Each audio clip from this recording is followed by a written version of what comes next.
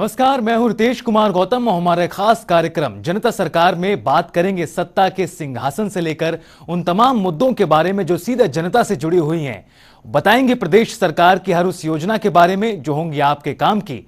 बताएंगे प्रदेश सरकार के उन विकास कार्यों के बारे में जिनका फायदा सीधे आपको हो रहा है। तो अगले 30 मिनट तक बने रहिए हमारे साथ और देखते रहिए जनता सरकार।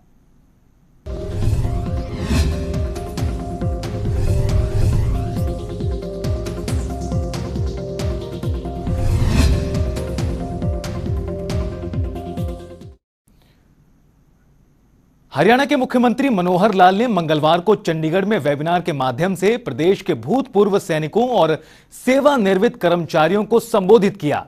इस दौरान सीएम ने कहा कि वो सरकार के साथ मिलकर सेवा भाव से सरकारी योजनाओं और सेवाओं का लाभ धरातल तक पहुंचाने के लिए अपना महत्वपूर्ण योगदान दें। इसके लिए राज्य सरकार ने समर्पण पोर्टल समर्पण.हरियाणा.gov.in बनाया है, जिस पर सभी भूतपूर्व सैनिक और सेवानिवृत्त कर्मचारी स्वयं को वॉलंटियर्स के तौर पर पंजीकृत कर सकते हैं। वहीं सीएम ने कहा कि राज्य सरकार ने व्यवस्था परिवर्तन के कई काम किए हैं। सरकारी योजनाओं का लाभ देने में कर्मचारियों की अहम भूमिका रही है। वर्तमान में ई गवर्नेंस और सुशासन के माध्यम से सरकार ने 500 से ज्यादा सेवाओं को आमजन के घर द्वार तक पहुंचाने का संकल्प लिया है। उन्होंने कहा कि समय समय पर सरकारी योजनाएं बनती आ रही हैं और लेकिन किसी न किसी कारणवश या संपूर्ण जानकारी के अभाव में इन योजनाओं का लाभ पात्र व्यक्ति तक नहीं पहुंच पाता। हमारी सरकार ने इस प्रथा को खत्म करने के लिए परिवार पहचान पत्र योजना शुरू की है, जिसके तहत हर परिवार की पहचान की जा रही है ताकि जिस परिवार को सरकारी योजनाओं की सबसे पहले जरूरत है उसे उसका लाभ सबसे पहले मिले। इसी सोच के साथ हम आगे बढ़ रहे हैं। उन्होंने भूतपूर्व सैनिकों और सेवानिवृत्त कर्मचारियों से अनुरोध किया कि इस हरित योजना के लिए जरूरतमंद परिवारों के सदस्यों, विशेषकर युवाओं को प्रेरित करें ताकि उन परिवारों को एक रोजगार प्राप्त हो सके। वहीं हरियाणा के मुख्यमंत्री मनोहर लाल से मंगलवार को उनके आवास पर देश के जाने माने सूफी गायक एवं संगीतकार कैलाश खेर ने शिष्टाचार भेंट की। इस मौके पर दोनों के बीच प्रदेश की कला संस्कृति से जुड़े विषयों पर चर्चा हुई। सरकारी सिस्टम से भ्रष्टाचार मिटाने के मुख्यमंत्री के संकल्प को कैलाश खेर ने अपनी चिर परिचित शैली में गाकर भी सुनाया। मुख्यमंत्री ने उन्हें शॉल ओढ़ाकर सम्मानित किया और श्रीमद् भगवद गीता की प्रति भेंट की।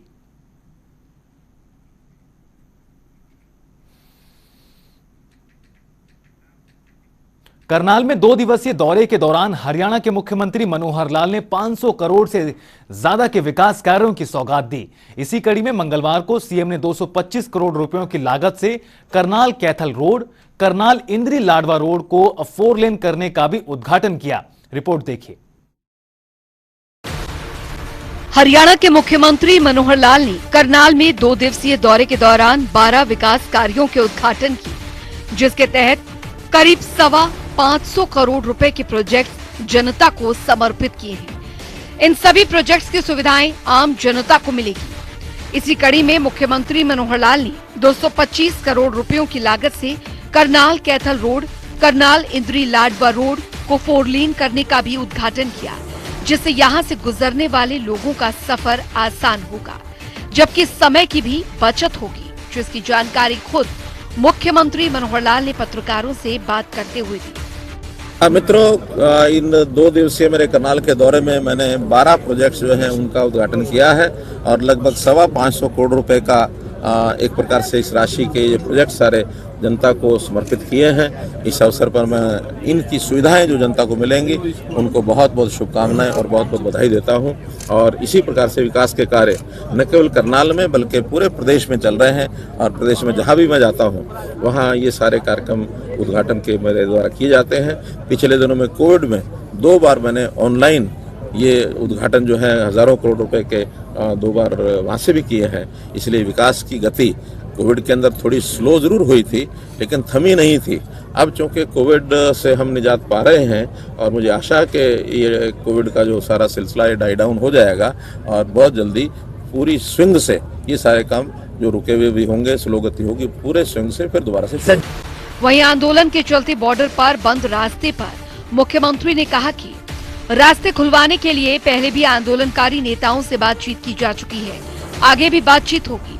मामला कोर्ट में है, फिर भी अपील करता हूं कि जनता को परेशानी ना हो, इसलिए रास्ता खोल दिए जाए।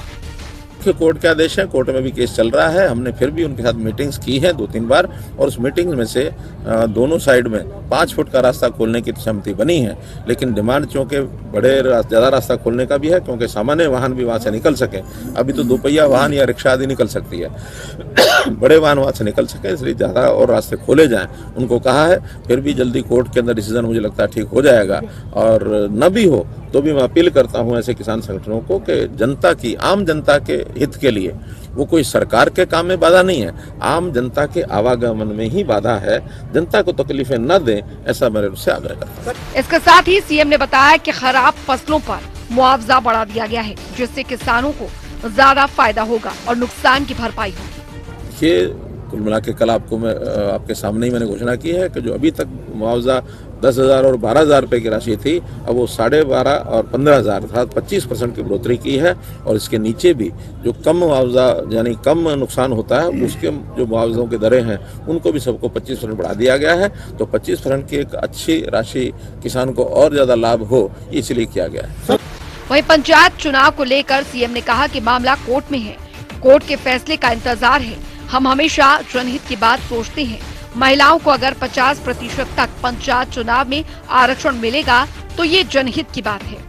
ग्राम पंचायतों के चुनाव थोड़ा कोर्ट के अंदर एक विषय अटका हुआ है। मुझे लगता है जितना जल्दी कोर्ट उसको निर्णय दे दे, क्योंकि हमने 50% का जो महिलाओं का पार्टिसिपेशन कराया है, उस पर कुछ क्लैरिफिकेशन कोर्ट को करनी है। और वो करेंगे तो जैसा हमने पहले पढ़ी लिखी पंचायतों के समय अपना एक ऐसा हमारा जो मुद्दा था, जिसको जनता हित में हमने रखा था, सुप्रीम कोर्ट तक वो मुद्दा गया था। हम कोई भी बात जो सोचते हैं जनहित की सोचते हैं, और इसमें भी महिलाओं को क्योंकि 50% का प्रतिनिधित्व मिलेगा, तो महिलाओं को पहले तो 40-42% ही मिलता था और 8% ज्यादा मिल रहा है। इसलिए जनहित के इस मुद्दे को कोर्ट जरूर स्वीकार करेगा, ऐसा मुझे लगता है। मुख्यमंत्री मनोहर लाल ने कहा कि हरियाणा में पेट्रोल डीजल की कीमतों पर लगने वाला वैट पहले ही घटा दिया गया है, जिससे पेट्रोल और डीजल काफी सस्ता हो गया है, जिसका लाभ उपभोक्ताओं को हो रहा है। जनता टीवी के लिए करनाल से कमरजीत सिंह की रिपोर्ट। हरियाणा के मुख्यमंत्री मनोहर लाल ने करनाल में अपने 2 दिवसीय दौरे के दौरान taste of Karnal night market की भी शुरुआत की। यह मार्केट शाम 6 बजे से रात 12 बजे तक चलेगी, जिसमें छोटी छोटी स्टॉल्स पर वेज और नॉन वेज फूड मिलेगा। यहां पर लोगों के बैठने के लिए व्यवस्था, म्यूजिक और सेल्फी के लिए आई लव करनाल पॉइंट भी होगा। खुद सीएम मनोहर लाल ने भी यहां खड़े होकर तस्वीर खिंचवाई। वहीं उन्होंने कहा कि शहर में ऐसी एक मार्केट खुल गई है, 3 मार्केट और खोलने का प्रयास रहेगा, क्योंकि घरों और दफ्तरों में सारा दिन लोग काम करके थक जाते हैं, तो रात के समय यहां आकर परिवार के साथ आनंद उठा सकते हैं। बना है जी, चारों कोनों में 4 प्रोजेक्ट, ठीक है ना, 3 और बनाने हैं। स्थान ढूंढे और स्थान ढूंढ करके ऐसे सब लोगों को, यानी अलग अलग इलाके में लोगों को नाइट एक प्रकार से मार्केट, क्योंकि बहुत लोग आजकल दिन भर में खूब थके होते हैं, काम करते हैं, घर में बैठे बैठे ऑनलाइन करते हैं। अच्छा है शाम को घूम करके कहीं ना कहीं एक प्रकार का मनोरंजन, कोई खाना पीना किसी प्रकार का चलेगा, तो शहर के लोगों को एक बहुत आज मैं पहली बार आया हूँ, देखता हूँ किस स्टॉल पर जाना। इसके साथ ही उन्होंने कहा कि अलग अलग जगहों पर ऐसी मार्केट, वीटा के बूथ, हरित स्टोर और एफपीओ खोलने का प्रयास जारी है, जहां पर लोग अपनी उगाई हुई सब्जियां आकर बेच सकते हैं, ताकि लोगों को उसका फायदा हो सके। क्या क्या काम किए जा सकते हैं, जैसे ये मार्केट है, इसी प्रकार में हरित स्टोर्स जो खोले हैं, 71 खुल गए हैं, और इसकी भी हमारी टारगेट पहले चरण 2000 का है, उसके बाद फिर और ज्यादा खोलेंगे। वीटा के बूथ ये भी हम खोलने वाले हैं, और इसी प्रकार से आज मैंने डिप्टी कमिश्नर को कहा है कि जो हमारे एफपीओज हैं, अभी इस जिले में 70 एफपीओज हैं, तो उन एफपीओज को एक एक जगह एक एक अलॉट किया जाएगा स्थान, ताकि अपने प्रोडक्ट्स को, सब्जियां हैं, फल हैं, फूल हैं, उनको ला करके बेच सकते हैं। ये कार्यक्रम गुरुग्राम में बहुत अच्छा चल रहा है। एफपीओज के जो उनके प्रोडक्ट्स की सेल काउंटर्स वहां के लगाते हैं, और वहां से लोग जो है ना। वहीं हरियाणा के सीएम मनोहर लाल ने छठ पूजा के मौके पर करनाल को 2800 फुट लंबे घाट की सौगात दी।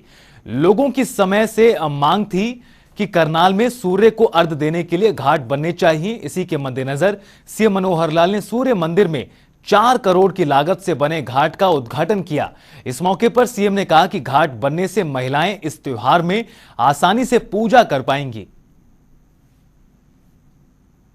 जिस घाट को बनवाने की बात आप लोगों ने कही थी और उस समय मैंने घोषणा की थी, और उस घाट को लगभग ये 2700 फुट का एक लंबाई है इसकी घाट की, 2800 फुट होगी, और लगभग 4.5 करोड़ रुपए का इसका खर्च आया है।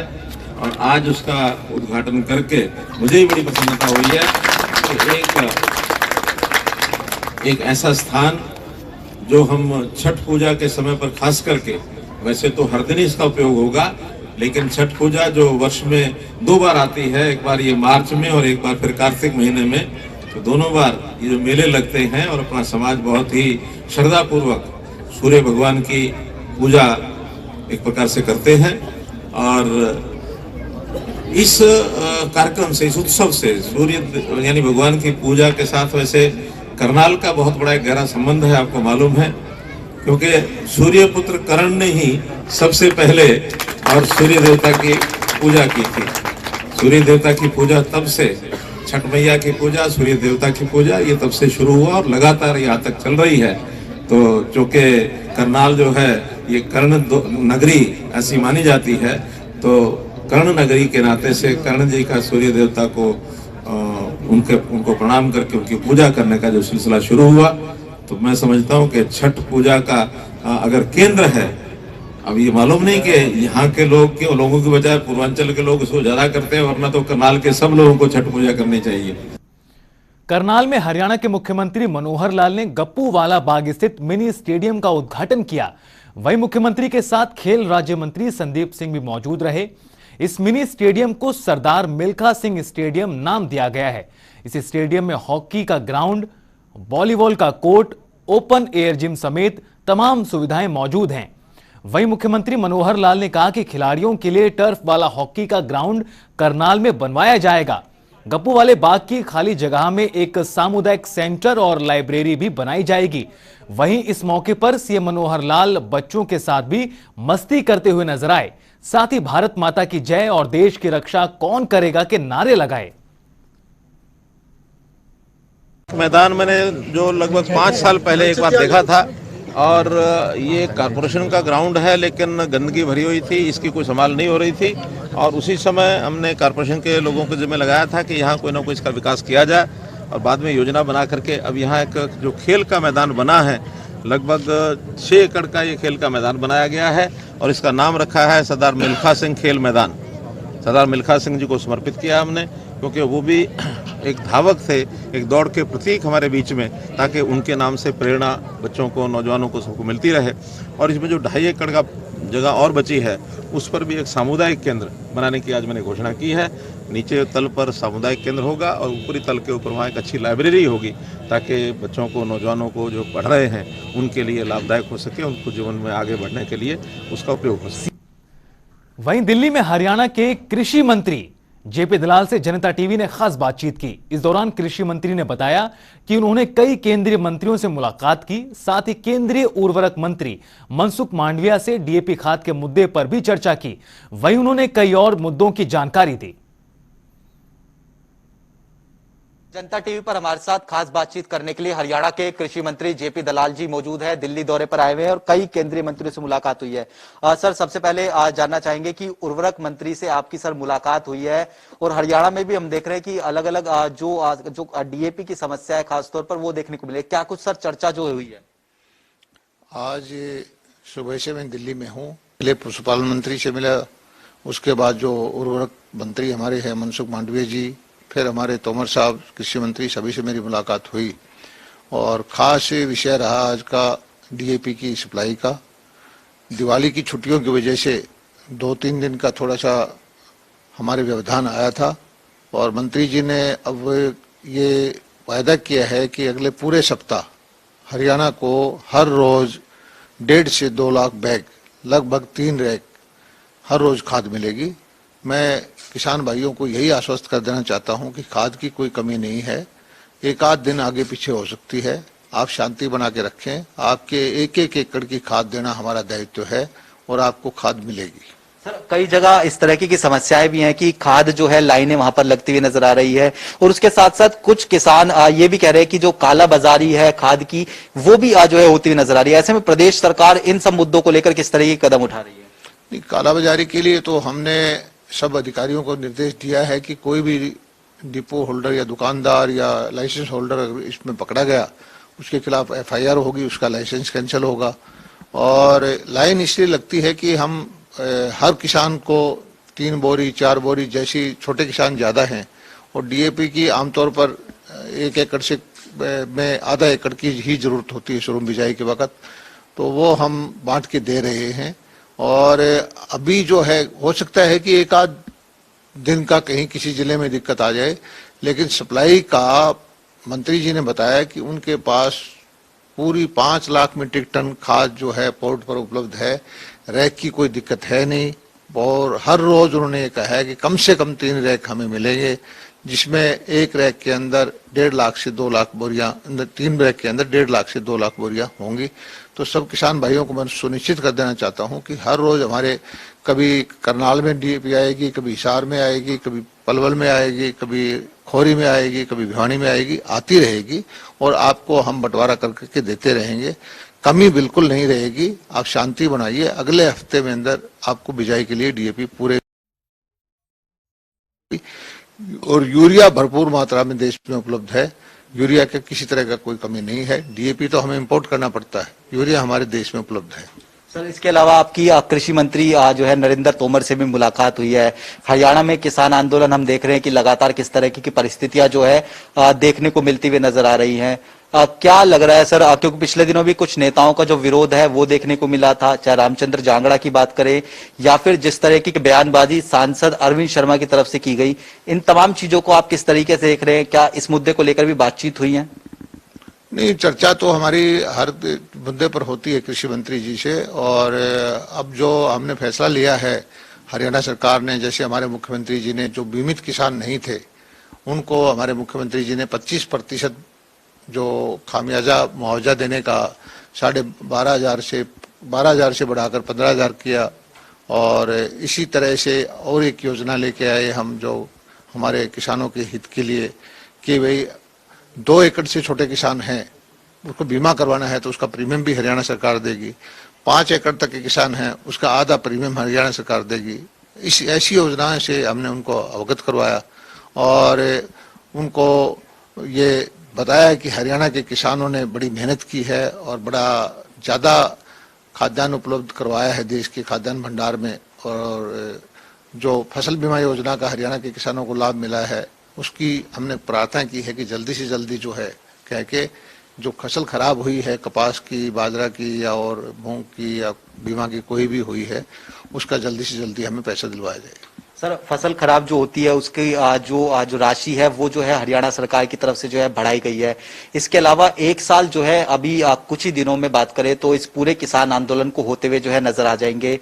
हरियाणा की तरफ से जो किसान जो है जो मांग कर रहे हैं वो अब ये कह रहे हैं कि 1 साल होने पर संसद की तरफ जो है वो कूच करना चाहते हैं। तो क्या लग रहा है सर, किस तरीके से अब जो है रास्ता निकलेगा, क्योंकि 1 साल होने वाले हैं?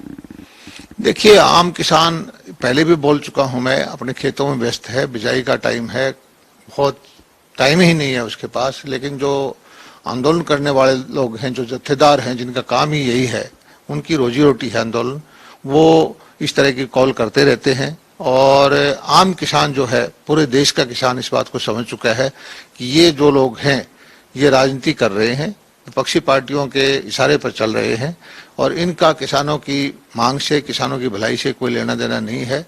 और ज्यादातर किसान, चाहे वो हरियाणा का हो, चाहे उत्तर प्रदेश का हो, चाहे मध्य प्रदेश का हो या राजस्थान का हो, वो इन लोगों को अपना नेता नहीं मानता। एक सर, पराली को लेकर लगातार हम देख रहे हैं कि राजनीति कहीं ना कहीं हो रही है। दिल्ली सरकार लगातार ये कह रही है कि जो पड़ोसी राज्यों में पराली जल रही है उससे जो है कहीं ना कहीं जो दिल्ली में ये जो प्रदूषण की समस्या है वो बढ़ती हुई नजर आ रही है। देखिए, आपके सामने है कि दिवाली के दो दिनों में कितना दिल्ली में पॉल्यूशन था और आज हवा साफ है। पराली से होता तो आज भी पॉल्यूशन होता। ये है कि इक्का दुक्का घटनाएं हमारे यहाँ पराली जलाने की होती हैं, लेकिन ये जो पॉल्यूशन था पटाखों का ज्यादा था, व्हीकल पॉल्यूशन ज्यादा था, किसान के द्वारा किया हुआ इक्का दुक्का घटना को छोड़ के ज्यादा नहीं था। चलिए सर, बहुत बहुत शुक्रिया। तो ये थे हरियाणा के कृषि मंत्री जेपी दलाल, जो जनता टीवी से खास बातचीत कर रहे थे। कैमरामैन राजा के साथ स्पर्श शर्मा, जनता टीवी, दिल्ली।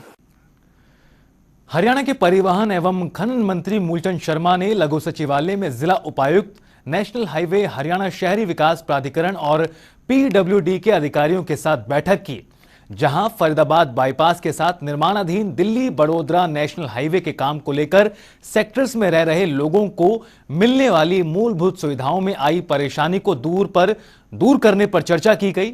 इस मौके पर परिवहन मंत्री मूलचंद शर्मा ने अधिकारियों को हाईवे निर्माण के कारण सेक्टरों से निकलने वाली सीवरेज व्यवस्था को जल्द से जल्द दुरुस्त करने के आदेश दिए।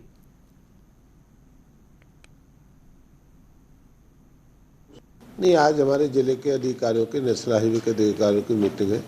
ये सबसे बड़ा जो बम्बे एक्सप्रेस हाईवे बन रहा है और शहर की छोटी छोटी समस्या है, कहीं सीवर है, कहीं पानी की है, कहीं अपने रनिवेल की लाइन है, इन सबको शिफ्टिंग की बात है। दूसरा क्या है कि जब तक शिफ्ट करने से पहले उन लोगों को पानी का, सीवर का, उनका अल्टरनेटिव दिया जाए। तो इस तरह की मीटिंग, जैसे शहर में भी कहाँ पे चढ़ावी है, कहाँ से चढ़ाव है, कहाँ उतार है, तो इस तरह की सारी जो जानकारी सब बैठ के लिए है कि हमारा जो ये हाईवे है ये शहर को दिशा देगा। और मोदी जी का ये बहुत बड़ा एक सपना है, जो जहाँ 18 घंटे लगते थे और 12-10 घंटे में हम यहाँ से बम्बे पहुँचेंगे। इस पर हमने मीटिंग की थी कि छोटी छोटी समस्याएं ना रह जाएं, कहीं फ्लाईओवर की है, कहीं दूसरी पानी की है या सीवरेज की है, सर्विस रोड की बात है। इस तरह की मीटिंग हमने ली थी। शायद नहीं, इसलिए बस यही रहा था भाई इसमें कौन कौन से फ्लाईओवर कहाँ बन रहे हैं और कहाँ से निकासी, बाकी तो सब इनका तैयार है, हमें तैयार है।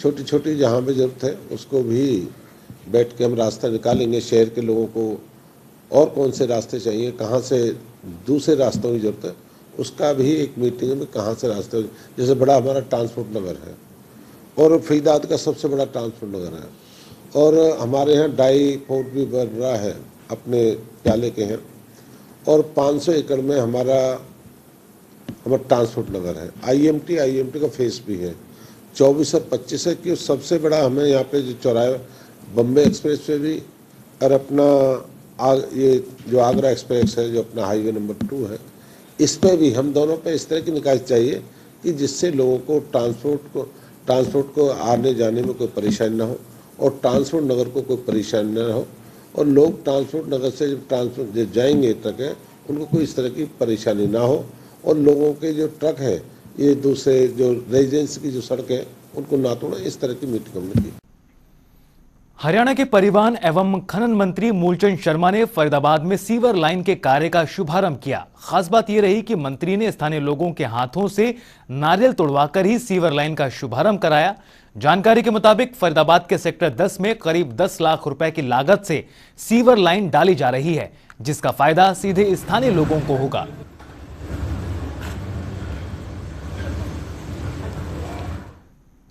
वहीं चंडीगढ़ में हरियाणा विधानसभा के अध्यक्ष ज्ञानचंद गुप्ता से जनता टीवी ने खास बातचीत की। इस दौरान उन्होंने कहा कि पेट्रोल डीजल के रेट कम होने से उपभोक्ताओं को बड़ा फायदा मिलेगा। केंद्र और हरियाणा सरकार ने पेट्रोल डीजल के रेट 10 से 12 रुपए प्रति लीटर कम किए हैं। इसके साथ ही उन्होंने कई और महत्वपूर्ण जानकारी दी। केंद्र सरकार ने पेट्रोल और डीजल के दाम पर एक्साइज ड्यूटी को कम किया है, जिसके बाद जो उपभोक्ता है उनको एक बड़ी राहत मिली है। इसके साथ साथ हरियाणा सरकार ने भी पेट्रोल डीजल में वैट को कम करके बड़ी राहत उपभोक्ताओं को दी है। इसके साथ ही हरियाणा विधानसभा का शीतकालीन सत्र कब होगा, ऐसे तमाम मुद्दों पर बातचीत करने के लिए मेरे साथ इस वक्त हरियाणा विधानसभा के अध्यक्ष ज्ञानचंद गुप्ता हैं। सर, सबसे पहले दीपावली का त्यौहार था, किस तरीके से जो वो त्यौहार रहा? हालांकि एक घटना भी पंचकुला में हुई, जो आगजनी घटना थी, एक शोरूम में आग लगी, आप गए थे। किस तरह से आपके विधानसभा क्षेत्र में, आपके जिले में दिवाली का त्यौहार रहा सर, और ये क्या घटना थी? देखिए पवन जी, दीपावली बहुत ही अच्छे ढंग से अब की बार मैं ये भी कह सकता हूँ कि बहुत कम जो है वो पटाखों का इस्तेमाल पंचकुला क्षेत्र में विशेष तौर पर रहा। पंचकुला एक पढ़ा लिखा क्षेत्र होने के कारण यहाँ लोगों ने इस बात को समझा कि पटाखे जो हैं वो पॉल्यूशन को ज़्यादा बढ़ाते हैं, इसलिए पटाखों का बहुत कम इस्तेमाल किया गया। लेकिन एक दो घटनाएं मैं समझता हूं कि जो बहुत गंभीर घटनाएं, एक जो फर्नीचर के शोरूम में आग लगी और दूसरा सेक्टर 11 के जो बड़े शोरूम हैं उनमें एक गिफ्ट शॉप है, वो जल करके पूरी तरह से तबाह हो गई। और मैं समझता हूँ कि कोई भी व्यापारी दीपावली के अवसर पर विशेष तौर पर जो गिफ्ट बेचते शॉप हैं, गिफ्ट बेचने वाले लोग हैं, काफ़ी बड़ी मात्रा में स्टॉक करके वहाँ रखते हैं। इस प्रकार की घटना से व्यापारी का बहुत बड़ा मनोबल टूट जाता है और एक आर्थिक नुकसान जिसको वो कई सालों तक भरपाई नहीं कर पा सकता, ऐसा नुकसान, ऐसा दोनों जो इंसिडेंट हुए हैं उनके अंदर हुआ है। और मैं समझता हूँ कि मैं अभी गया था, वहाँ जाकर के मैंने देखा कि पूरी तरह से दुकान जो है वो जल करके खाक हो चुकी है। तो थोड़ा सा मरहम लगाने का प्रयास मैंने किया है कि अपने जो हमारा स्वच्छ अच्छे कोष है, डिस्क्रिशनरी फंड है, उसमें से 5 लाख रुपया उस दुकानदार को, ताकि फिर से दोबारा वो अपने पैरों पर खड़ा हो सके, उसकी कुछ सहायता के रूप में मैंने अनाउंस किया है।